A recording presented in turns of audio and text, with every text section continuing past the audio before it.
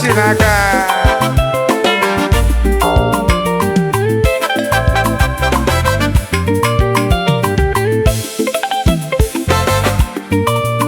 Osofia one of Akokwa.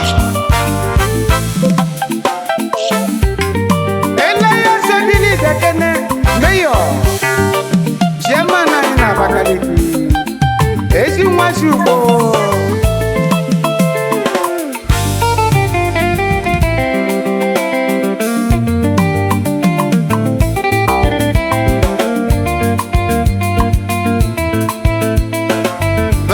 Vice National President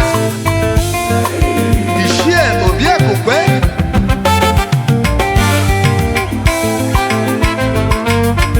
Oliver Nikogwane Kanono Nene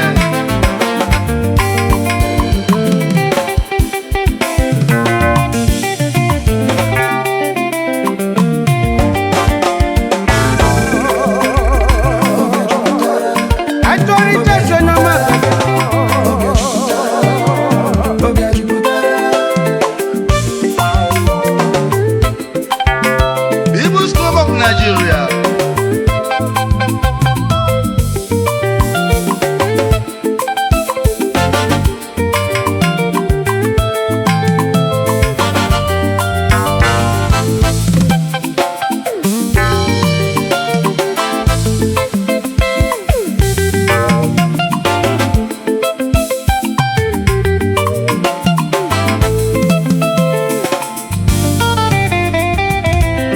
The Vintage Beats. Neze Osadebe, Onyamani Mbana. Ngozika Obago.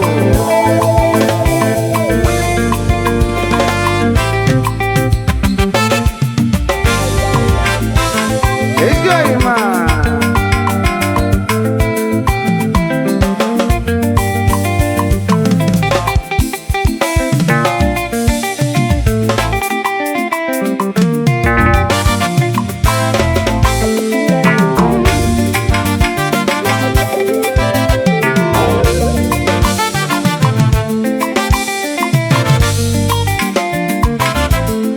People's Club, Mamanu. She forgotten Sio Keke Obodo Nwakule Zakwazi Nobele Nwanu. National Lord.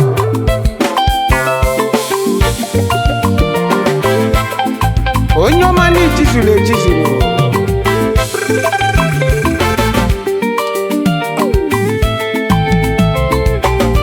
Chief Augustine Ilodibe.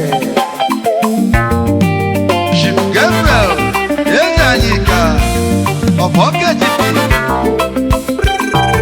Able member in People's Club of Nigeria.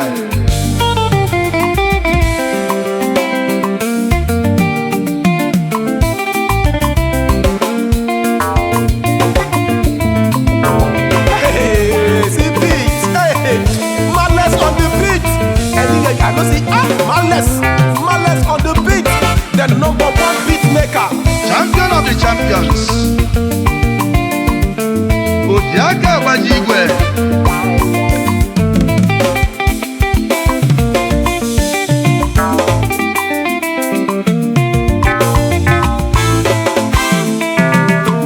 SD Obodeme. Laris International. Lila Holdings Nigeria Limited.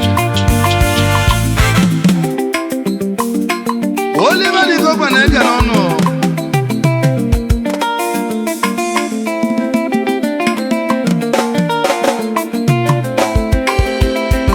Malek on the beat right now. He's killing it. Autorité Sonoma.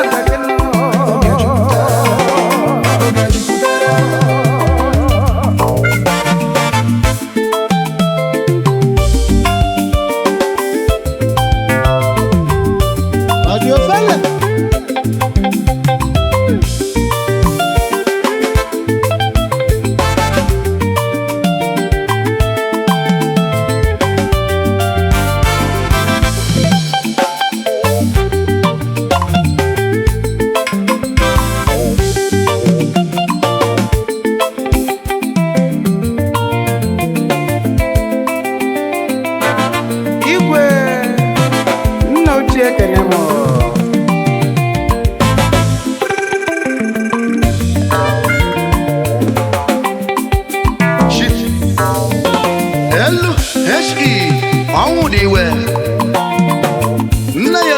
Ogbunike,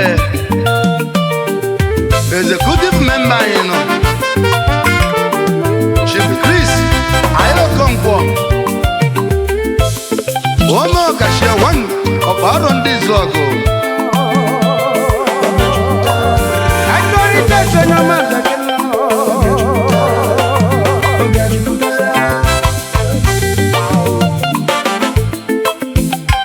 Onowu one of Nise, Abati Nsiegbe, Urokwu, Akụruo one of Ọba, Oliver Dikogwe na-eke n'ọnụnụ, Shiteke Onwashu,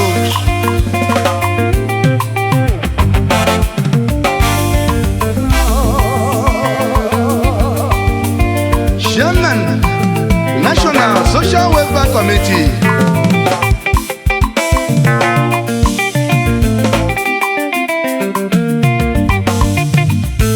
One na mpụ itokwe ya ọ.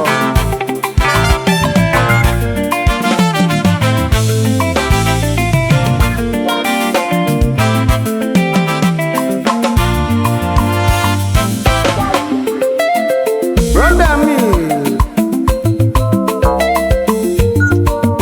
okwu onye asị na ọ bụ ya ka a na-asọrọ n'ụwa.